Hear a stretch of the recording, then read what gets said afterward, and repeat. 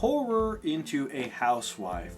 This is a little exercise game of combining a classic horror movie villain, so let's say like Jason Voorhees, into a movie where you don't think he would normally fit, like But I'm a Cheerleader, starring Natasha Lyonne. Like, oh, what an interesting and then combination. So we would try to go through the major beats of the story, and it doesn't have to be a movie, it can be any sort of medium that you don't think parallels to the horror character we've picked. Go into how they would change the story, bits of, what character they're replacing, and just kind of have a go at it and tell our little story.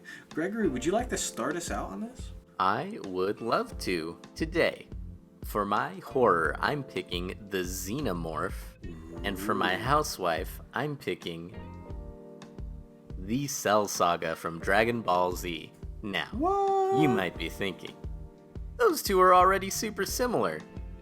And I don't know why you're thinking that, but our story begins in the future.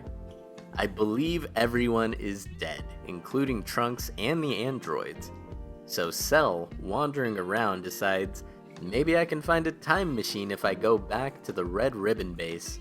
But inside, he doesn't find a time machine, he finds an egg. He says, wow, what's up with this egg?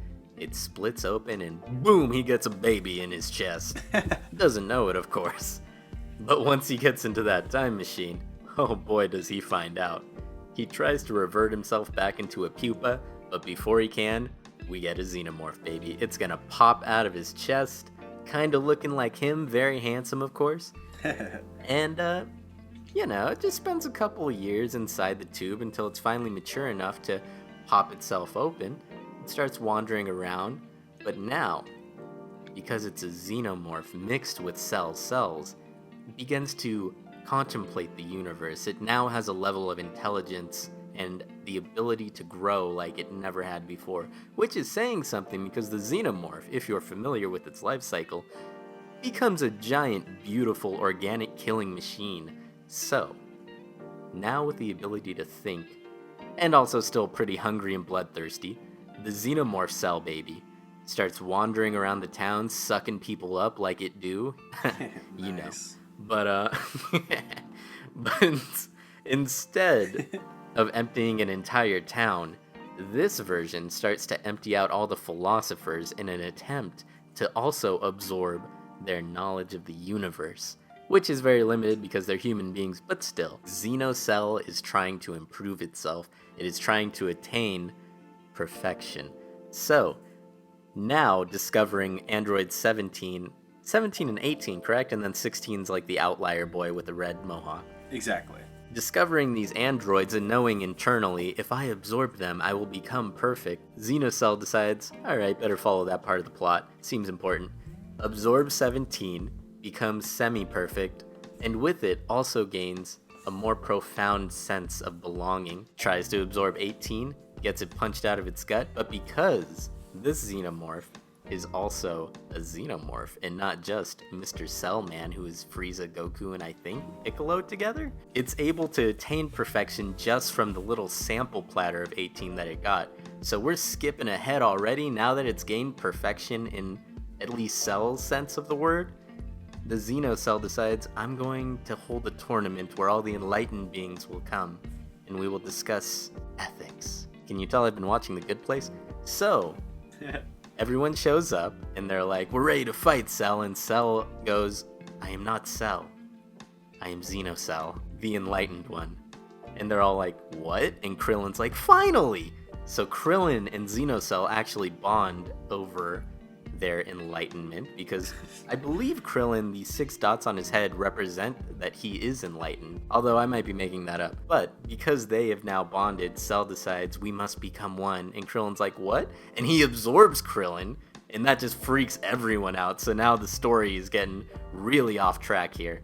So we got Super Saiyan Goku, Super Saiyan 2 Gohan because he's super upset about Krillin getting eaten or whatever, and they all just try to rush him, but before they can reach him, infinitely perfect Krillin Cell Xenomorph teleports away, never to be seen again. That is really But I thought weird. it was interesting. I also imagined the actual design of Xenocell being super cool, which doesn't lend itself to a podcast. No, it sure doesn't, does it? Nope. But if you're very creative and you would like to make fan art of Xenocell, send it my way for free, and maybe we'll feature it. In our podcast. We'll describe it really well. Exactly. Really sell. Also, Xenocell Krillin does come back in, what is it, Super Dragon Ball? Dragon Ball as Super. a god of destruction. Dragon Ball Super, yes, thank you. As a god of destruction because he is so enlightened. And that's the end of my horror into a housewife. I'm going to give myself a C. Thank you very much. All right. So, I don't know if I'll have as much as that one, but let me start my little adventure. So, we start with a shy, soft-spoken Joel Barish. Those are the first 5 words of the Wikipedia article I wrote down because it's the perfect way to describe him. So he meets this lady, played by Kate Winslet, on his train. And it's like, oh, they have this strange feeling of deja vu. And he goes through these connections looking at what's going on. I'm getting these weird flashbacks and I don't know where it goes. And I just found this card from this place with this mysterious doctor. And I don't remember ordering anything from it. So Jim Carrey goes and he finds out that he got this procedure to have his memories of his time with the girl from the beginning totally erased because she did the same to him. So, as you can tell, I'm describing Eternal Sunshine of the Spotless Mind. Sounds pretty the same, right? Here's the thing. Dr. Howard Marowak, the Pokemon, played by Tom Wilkinson, he's going to be replaced by Freddy Krueger, the man of dreams himself. So, which makes it perfect. Wow. So he will have not only just gone in and surgically erased these memories from the brain, he will physically enter the brain. Well, maybe not physically, metaphysically.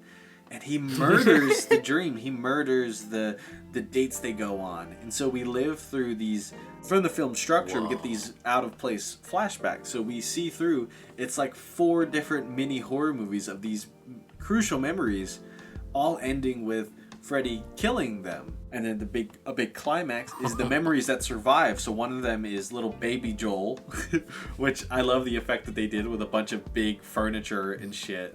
Which is, it's just regular Jim Carrey in a onesie going through, and with the modern Clementine who doesn't fully remember, or is it the modern Clementine, or is it his memory of an idealized Clementine? Whoa!